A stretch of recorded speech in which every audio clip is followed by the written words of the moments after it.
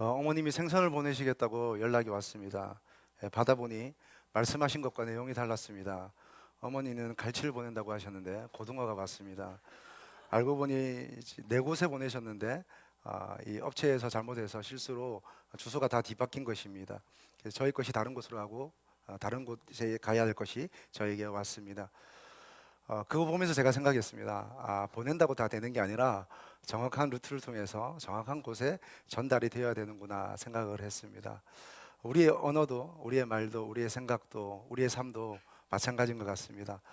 살아간다고 해서 다 되는 게 아니고, 말을 한다고 해서 다 되는 게 아니라 하나님을 향하여 정확한 방향을 가지고 하나님의 마음에 우리의 것이 들어가야 하겠습니다. 인생을 살아보니까 마음대로 되지 않습니다. 여러분 어떠십니까? 마음대로 잘 되십니까? 그래서 우리는 기도하게 되고, 기도하고 하나님께서 일하신다는 것이 우리에게 얼마나 큰 힘과 위로가 또 되는지 모르겠습니다. 이스라엘 백성이 이제 출애굽하기 위해서 모세를 필두로 해서 바로에게 나아갔습니다. 바로에게 이스라엘 백성을 보내십시오라고 했더니 그게 무슨 말이냐? 나는 여호와를 알지 못하니 보낼 수 없다. 그러면서 바로가 다시 결정한 게 있습니다. 그것은 이스라엘 백성에게 더 심한 노역을 줘야겠다 생각했습니다. 원래는 짚을 주고 벽돌을 만들어라고 했는데 짚을 주지 않고 벽돌을 만들되 그 이전과 똑같은 수량을 만들어내라고 그렇게 얘기를 한 겁니다. 힘들었을까요? 힘들지 않았을까요? 당연히 힘들었죠. 그래서 너무 힘들어서 이스라엘 백성들이 오늘 성경에 보면 기록원들을 대표해서 바로에게 찾아가게 됩니다. 찾아가서 우리가 너무 힘듭니다. 좀 감해 주십시오. 아니면 짚을 주십시오. 라고 얘기를 하는 겁니다. 그랬더니 바로가 그게 무슨 말이냐? 나는 너희를 용서할 수 없고 원래 하던 대로 그대로 벽돌의 수량을 맞추어라 얘기를 합니다. 그리고 모세를 또 원망하게 되죠. 근데 모세는 하나님께 기도하게 됩니다. 그리고 하나님이 응답을 듣습니다. 오늘 다른 소리 다른 대답이라는 제목으로 말씀을 나누는데 간단하게 이렇습니다. 이스라엘 백성은 누구에게 말하고 있으며 바로는 뭐라고 대답하고 있고, 모세는 누구에게 기도하고 있으며 또 하나님은 뭐라고 대답하고 있는지에 대한 이야기입니다. 먼저 15절을 읽고 시작하겠습니다. 15절입니다.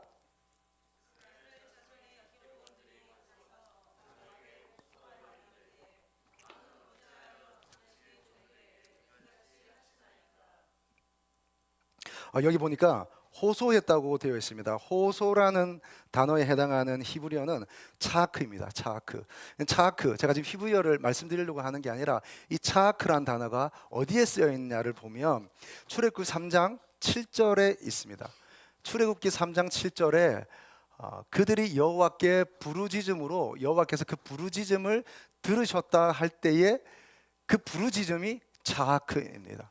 그러니까 지금 출애굽은 그들의 부르짖음으로, 하나님을 향한 부르짖음으로, 하나님을 향한 기도와 간구로 시작했던 이 출애굽이 지금 갑자기 어디를 향하고 있습니까? 바로를 향하고 있는 것입니다. 그들은 기도로 시작했으나 그들이 어려움이 오는 순간 사람을 향하여 가고 세상을 향하여 가고 어떤 권력자, 힘이 있는 사람을 향하여 그들의 마음과 행동이 옮겨져 가는 것을 보게 되는 겁니다. 여러분 16절의 말씀을 제가 쉬운 성경으로 읽어드리겠습니다. 어찌하여 집도 주지 않으면서 벽돌을 만들라고 하십니까? 보십시오. 왕의 종들은 얻어맞고 있습니다. 그러나 잘못은 왕의 백성에게 있습니다. 라고 했습니다.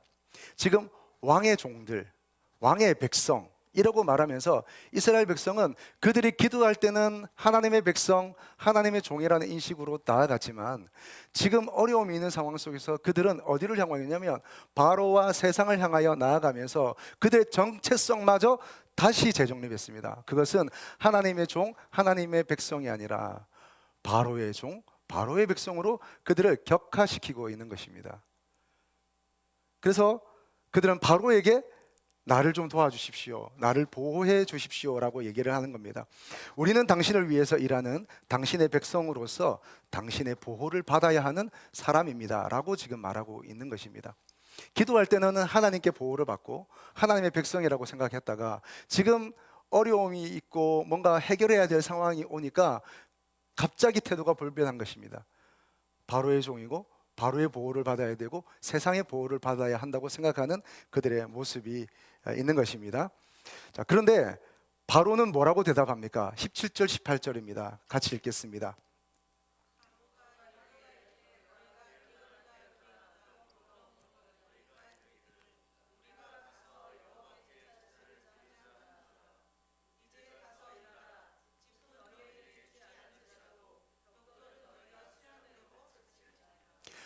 바로는 찔러서 피 한 방울 나올 것 같지 않습니다. 정말 완고하고 마음이 단단합니다.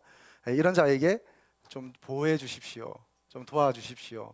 좀 저희 수량을 감해 주십시오라고 얘기하니 바로는 하나도 움직이지 않습니다.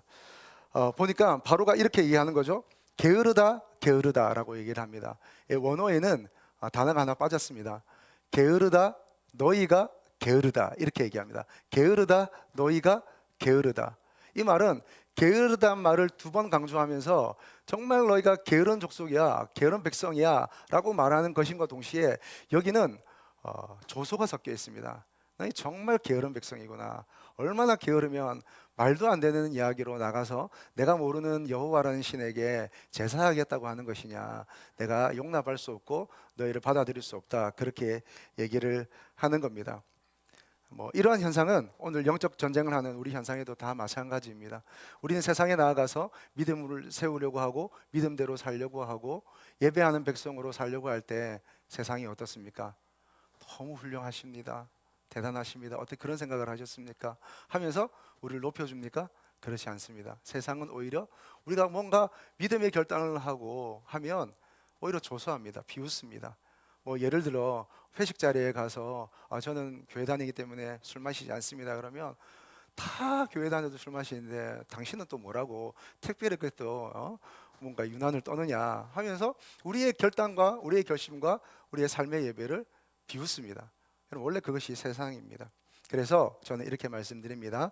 세상은 우리의 보호자가 되지 못합니다. 세상은 우리의 보호자가 되지 못합니다. 사람들은 세상에 기대하는 바가 많지만 세상은 우리의 보호자가 되지 못합니다. 여러분, 세상이 우리를 보호해 줄까요? 우리의 약한 모습을 드러내면 세상이 어떻게 그렇게 아프지 하면서 우리를 감싸줄까요? 그렇지 않습니다. 여러분, 국가가 우리를 보호해 주는 것 같지만은 사실 그 정책도 어떤 정부도 사실은 그들만의 목적과 방향이 다 있는 것입니다. 여러분, 인간의 정부는 다 한계가 있기 마련이고 사람의 도움이라는 것은 다 자기 이기적이기 마련입니다. 그래서 이 사회를 누군가는 이렇게 얘기했습니다. 칠면조 사회다. 칠면조 사회. 칠면조를 아십니까?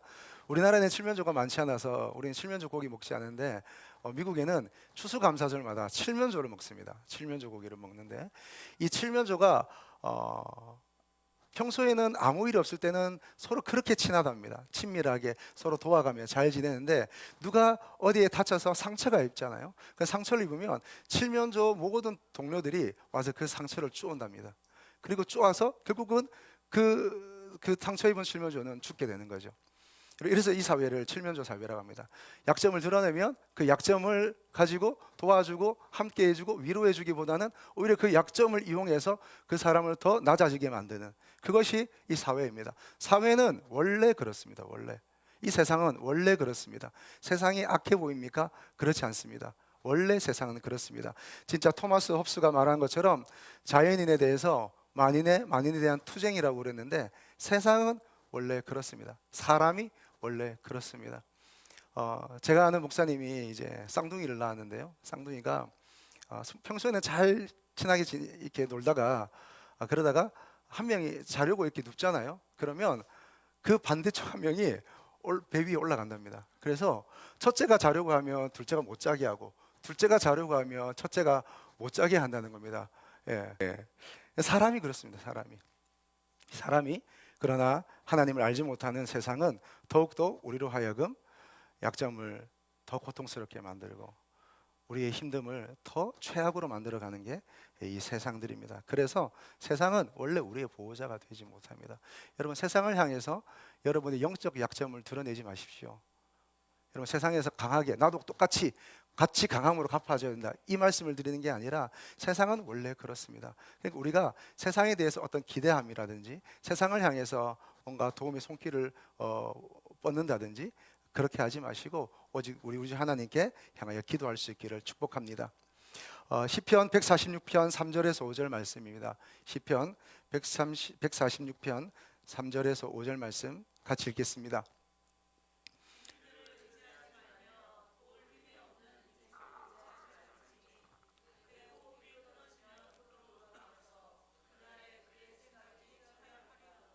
그래서 시편 기자는 이렇게 말합니다. 야곱의 하나님을 자기 도움으로 삼으며 여호와 자기 하나님에게 자기의 소망을 두는 자는 복이 있도다라고 되어 있습니다. 세상을 향하여 주목하고 사람을 향하여 주목하면 실망하게 되고 낙심하게 되고 세상은 우리의 보호자가 되지 못하기 때문에 우리의 도움이 되지 못합니다. 자, 세상을 향하여 주목했던 그 사람들은 다시 나오는 길에 모세와 아론을 만나게 됩니다. 여러분, 세상을 향하여 주목하는 사람들이 그들의 지도자를 만났을 때도 어떻게 하는지 한번 보십시오. 여러분, 20절과 21절입니다. 같이 읽겠습니다.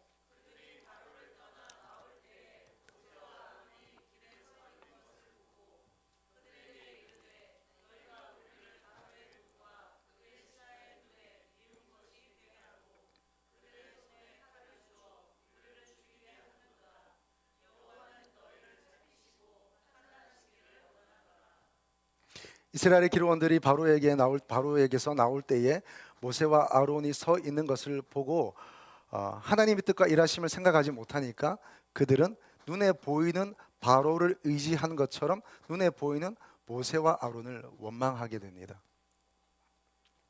세상을 향하여 주목하고 그 세상에게 시각과 마음을 드리는 연습을 하면 나중에는 하나님의 그 공간 속에 있을 때도 하나님의 도우심과 하나님의 사람들과 함께 있을 때도 여전히 그 습관으로 사람들을 생각하고 사람들을 바라보고 사람을 원망하게 됩니다.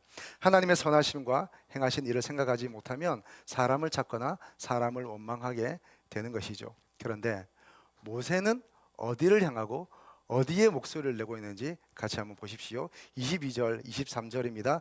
22절 제가 읽겠습니다. 23절 읽어주십시오. 모세가 여호와께 돌아와서 아뢰되 주여 어찌하여 이 백성이 학대를 당하게 하셨나이까? 어찌하여 나를 보내셨나이까?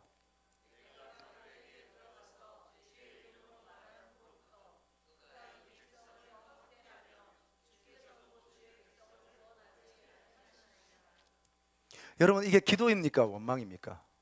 거의 원망입니다. 원망. 하나님 왜 그러셨어요? 왜 저한테 이러세요? 왜 저를 보내셨어요? 왜 저 사람들 도와주지 않으세요? 라고 지금 기도라고 말하기보다는 원망입니다. 원망.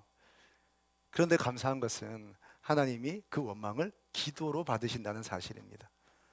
늘 말씀드린 것처럼 같은 원망이라도 사람에게 하면 원망이지만 하나님께 하면 기도가 되는 것입니다. 기도가. 성경에 보면 똑같이 그 원망의 기도를 하나님께 올려드리는 사람이 있습니다. 누구냐면 다윗입니다. 다윗이 시편의 많은 시를 다윗과 관련이 있다고 또 많은 연구자들은 그렇게 얘기를 하는데요. 그 중에 7편에서 8편이 저주시라고 얘기를 합니다. 저주시. 원수를 저주하는 거죠. 하나님 저렇게 해주십시오, 이렇게 해주십시오, 저주하는 거죠. 시편 109편 8절에서 11절 제가 읽어드렸습니다. 어떻게 저주하는지. 그의 연수를 짧게 하시며 빨리 죽게 해달라는 얘기죠. 그의 직분을 타인이 빼앗게 하시며 그의 자녀는 고아가 되게 하시고 그의 아내는 과부가 되며, 좀 무서워집니다.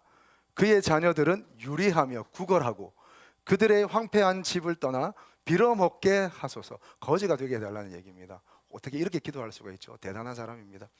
고리대금하는 자가 그의 소유를 다 빼앗게 하시며 그가 수고하는 것을 낯선 사람이 탈취하게 하시며, 뒤에는 그렇습니다.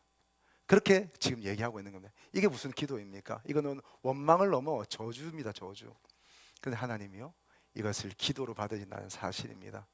우리가 이렇게 누구를 저주하며 말할 수는 없지만, 그러나 그럼에도 불구하고 우리 마음에 원망이 있지 않습니까? 우리 마음에 답답함과 서러움과 두려움이 있지 않습니까? 그거 사람에게 쏟지 마시고 하나님께 쏟으십시오. 하나님께. 사람에게 하면 원망과 그리고 불평이 되겠지만 하나님께 쏟는 순간 그것은 기도로 변한다는 사실입니다. 한나는 하나님 앞에 자기의 마음을 털어놓은 사람 중에 한 사람입니다. 분인나가 그의 마음을 격동하고, 분인나가 아들도 낳지 못하면서 자녀도 없으면서 그러면서 자꾸 마음을 불편하게 하고 격동하게 하니까 그 한나가 같이 분인나와 함께 싸우면서 대적하지 않고 하나님께로 나아갑니다. 성전에 있는, 성막에 있는 문설주 곁에 섭니다. 그것을 성경은 여호와의 전 문설주 곁이라고 표현하고 있습니다. 우리가 사람에게로 갈 수 있겠지만, 우리에게 누구에게로 갈 수 있겠지만, 그 대상에게로 갈 수 있고, 어떤 지도자를 향하여 어떤 우리의 마음을 향할 수 있겠지만, 그럼에도 불구하고 여러분, 여호와의 전 문설주 곁, 하나님께로 나아가 하나님께 쏟아 놓으시기를 바랍니다. 기도하는 거죠. 기도하는 것입니다. 기도는 뭘까요? 저는 기도를 이렇게 말씀드리고 싶습니다. 하나님께 맡기는 것이다. 기도는 하나님께 맡기는 것입니다. 왜 기도하고도 불편합니까? 왜 기도하고도 마음이 어렵습니까? 잘 맡겨지지 않기 때문입니다. 또 맡기지 않고 기도하지만, 또 하나님이 살아계신 줄 알고 우리의 마음을 얘기하지만 맡기는 기도까지 못 나가기 때문에 우리는 여전히 불편하고 두렵고 내 마음이 요동치는 겁니다. 맡기는 겁니다. 맡기는 거. 그럼 뭘 맡기나요?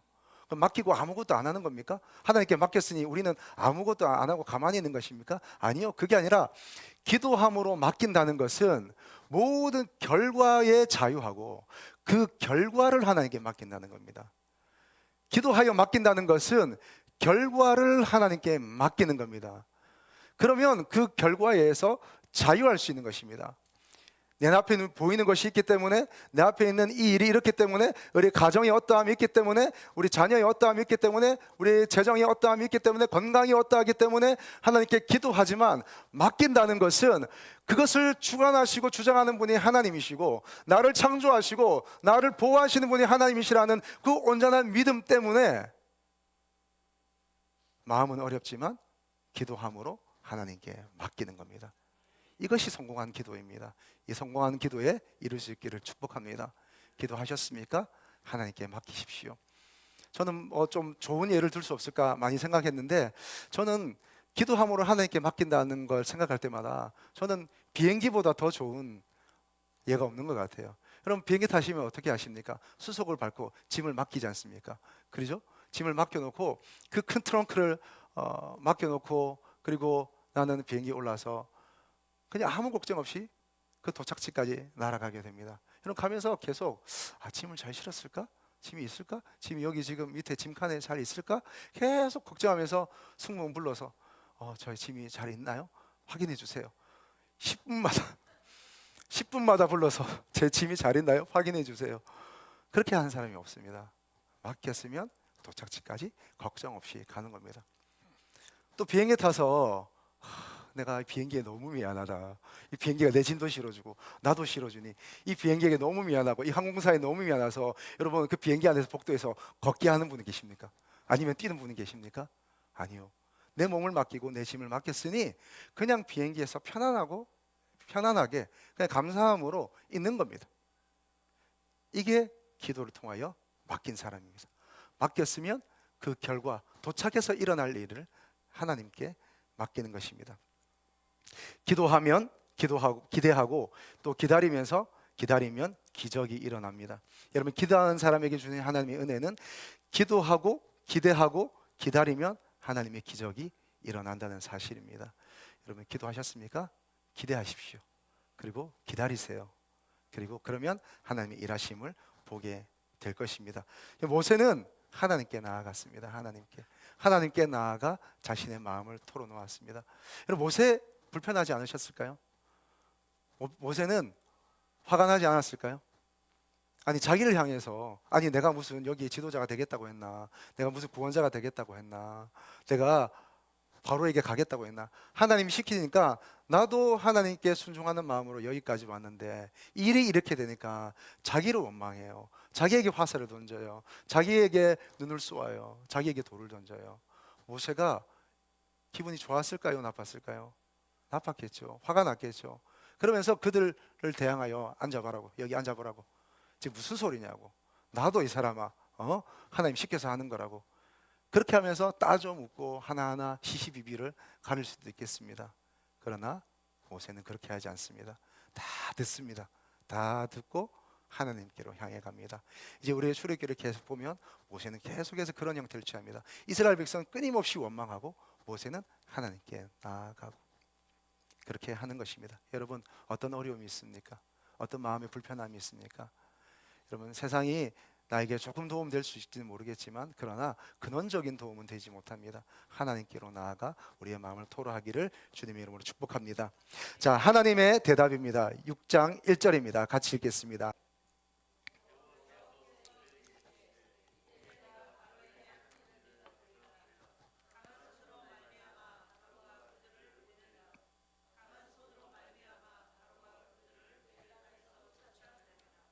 아멘.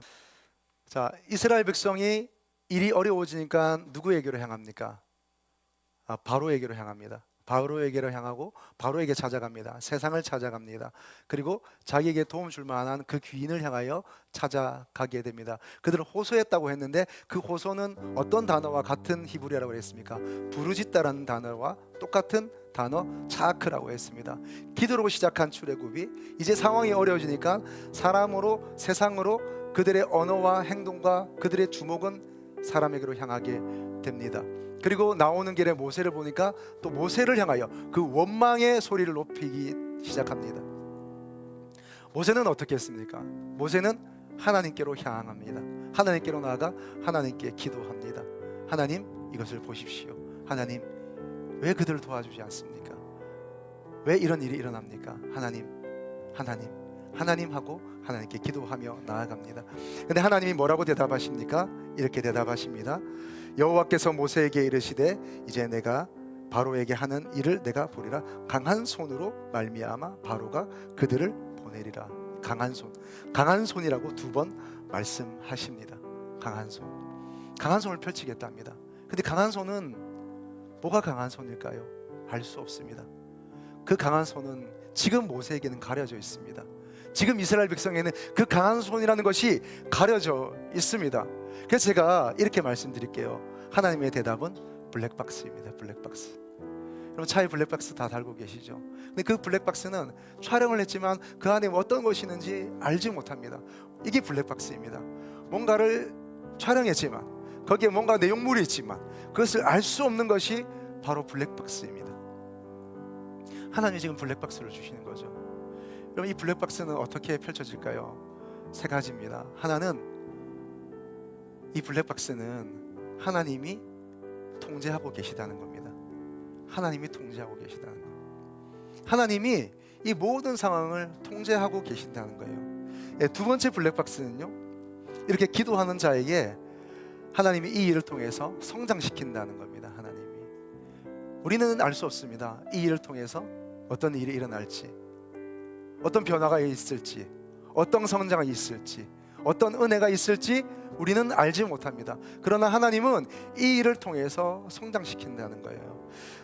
제가 말씀을 준비하다 보니까 뇌과학자 장동선 박사가 하는 얘기를 제가 들었습니다. 이분이요, 처음에는 생물학을 전공했대요. 생물학을 전공하는데 생물학을 전공해서 공부하다 보니까 그가 어디에 관심을 가졌냐고 하니까 갑각류에 관심을 가진 거예요. 갑각류로.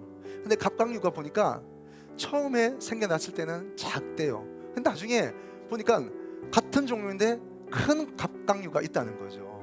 보니까 갑각류가 어떻게 자라지? 사람은 척추동물은 밖에 부드러운 살이 있고 안에 뼈가 있으니까 뼈와 함께 살이 이렇게 자라지만 그 갑각류는 그 뼈와 같은 그 껍데기 안에 갇혀져 있잖아요. 그럼 그들이 살이 성장할 때 그 단단한 그 껍질이 깨지는 거잖아요. 어떻게 그들은 그렇게 자랄 수 있을까? 깨진답니다. 또 어떤 갑각류는 그 단단한 그 껍질에서 빠져나오는 거죠. 빠져나왔을 때가 이 갑각류가 가장 연약한 순간이랍니다. 여러분, 그 살갗이 벗겨졌을 때 얼마나 따갑겠습니까? 아프겠습니까? 상처 입기 쉽고 연약하고 고통스럽고 이런 순간인 거죠. 그런데 가장 연약한 그 순간이 이 갑각류가 가장 성장할 수 있는 시간이라는 거죠. 거기에 또 다른 껍질이 덮어지게 되고 또 성장하게 되고 또 성장하게 될 때 또 거기서 빠져나오거나 그 껍질이 부셔지고 그럼 거기서 또 성장하고 살이 나오고 또 껍질이 생기고 살이 나오고 껍질이 생기고 이러면서 성장한다는 거죠. 여러분, 우리의 인생이 때론 어려움을 겪지만 그 인생 속에서 우리는 어떻게 성장할지 알지 못합니다. 우리는 이 일 때문에 어떻게 변화될지 우리는 알지 못합니다. 그래서 여러분, 제가 늘 말씀드린 것처럼 너무 일이 일비하지 마시고, 여러분, 이 순간을 통해서 하나님은 반드시 변화시키시고 성장시키신다는 사실입니다. 할렐루야. 하나님이 이 일을 통해서 일하실 것입니다. 우리의 연약함은, 우리의 그림자는, 우리의 부족함은, 우리의 실수는 하다못해 우리의 죄라고 할지라도 하나님의 일하시는 모든 선함의 재료가 될 줄로 믿습니다. 하나님이 일하시는 거죠. 또 하나 하나님의 블랙박스는 뭐냐면 대적의 실수를 통해서 하나님이 일하신다는 사실입니다. 대적의 실수. 여러분, 생각해 보셨어요? 바로가 모세를 만났을 때에 그 얘기를 듣자마자 이스라엘 백성을 보냈더라면 10가지 재앙은 어떻게 일어났을까요? 그 10가지 재앙을 통해서 하나님의 어떠하신 분인지, 또 하나님이 이스라엘 백성을 얼마나 사랑하시고 보호하시고 그 이스라엘의 그 출애굽의 그 드라마틱한 역사들이 어떻게 나타나게 되었을까요? 하나님이 어떤 분인지 그들은 어떻게 알게 되었을까요? 하나님의 전능하심, 하나님의 주권자 되심, 그것을 어떻게 그들은 경험할 수 있었을까요? 하나님은 오늘 바로를 완악하게 하십니다. 강하게 하십니다. 그렇게 해서 우리를 더 힘들게 하는 것 같아 보입니다. 그러나 결국 바로는 계속해서 하나님의 뜻과 반대되는 결정과 방향을 선택하게 되는 거죠. 계속해서 하나님과 반대로 나갑니다. 하나님께 불순종합니다. 그렇게 해서 이는 자기가 이기는 것 같아 보이지만 결국 자기가 망하는 길로 가게 됩니다. 바로는 망하고 하나님의 영광은 드러나게 됩니다. 그리고 이스라엘은 어떻습니까? 하나님의 구원받은 백성으로서 마침내 출애굽하게 되는 거죠. 여러분, 우리의 상황이 점점 더 어려워집니까? 하나님은 그 대적을 더 어리석게 만들고 대적을 실패하게 만들고 실수하게 만들어서 오늘 우리를 이기게 하는 것입니다. 첫째, 그 대적은 사단이고 마귀입니다. 우리를 어렵게 만들려는 그 사단입니다. 또 하나, 그 사단에 이용당하여서 계속해서 우리를 어렵게 하는 그 어떤 사람입니다. 그러나 여러분, 그 사람을 대적할 게 아니라 그 사람 뒤에 넘어 있는 영을 보게 된다면 오늘 하나님이 이 일을 통해서 우리를 성장시키시고, 그리고 그것들이 지금은 나에게 어려움으로 기울어져 있는 것 같아 보이지만, 그러나 하나님은 그 대적의 실수를 통해서 우리를 이기게 하시고 우리를 인도하여 가신다는 사실입니다. 여러분, 이 말씀 붙들 수 있기를 축복합니다.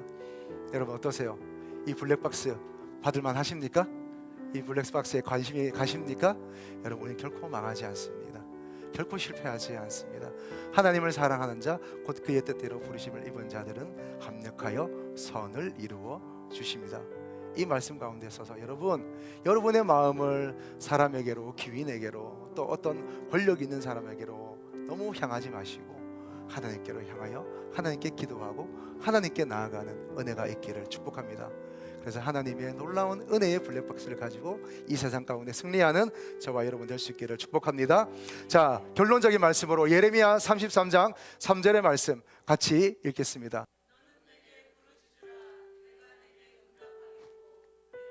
못하는 크고 비밀한 일을 내게 보이리라. 아멘. 하나님께서 크고 은밀한 일, 이게 바로 블랙박스입니다. 이 은혜를 저와 여러분에게 주십니다. 할렐루야.